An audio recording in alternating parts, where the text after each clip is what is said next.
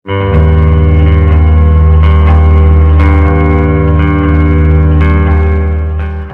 araw po sa inyo lahat. Latest weather update po muli tayo. October 11, 2023, araw po ng Martes. Nakakaranas po ngayon ng ilang pag-ulan po ang ilang bahagi ng Metro Manila, Luzon, Visayas at Mindanao dahil pa nga rin po sa ating binabantayang sama ng panahon.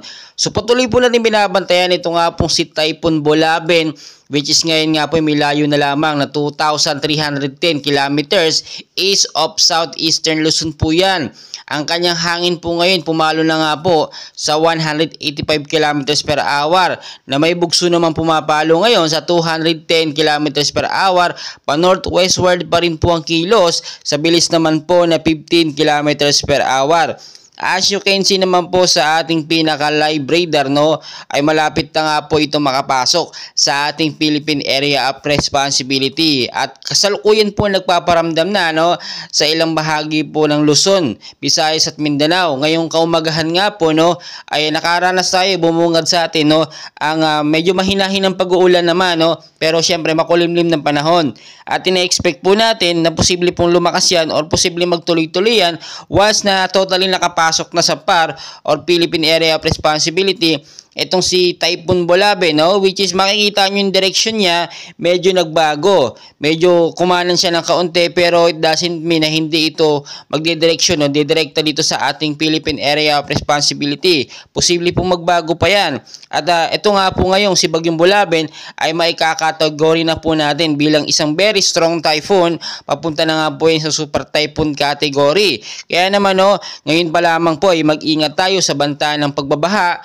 at pag-landslide. Kapag alam po natin meron tayong tropical storm, no, or symptosis galing sa Pag-asa na patuloy na pag-ulan, linisin po natin yung mga lugar na binabaha, yung mga estero, mga kanal. Check po natin kung may mga basura bang nakabara o mga plastic para hindi po pag-cause ng pagbabaha, no, makadali ng maayos sa mga katubigan. Gayon din po sa mga lugar po na nagkaka-landslide, matataas na lugar, mag-ingat din po kayo dyan sa banta ng landslide. Kapag alam po ninyong may patuloy na pag-uulan, umiwas na po tayo, no, sa matataas na lugar para sa landslide. Gayon din po kung may mga lakad tayo, especially sa hapon or sa gabi, i-make sure muna natin na maganda ang panahon at walang pag-uulan, at kung importante naman ang lakad, ugaliin na lang magdala ng payong, jacket o kaya naman po sombrero, iwas at protection na rin po sa pag-ulan. So titignan po natin yung direction or yung mga susunod na pupuntahan, no, yung paggalaw nitong si Bagyong Bolaben dahil nakakabahala ito dahil alam naman natin na rainy season, posible itong magbagong direksyon, posibleng dumiretso sa ating PAR o posibleng lumihis din.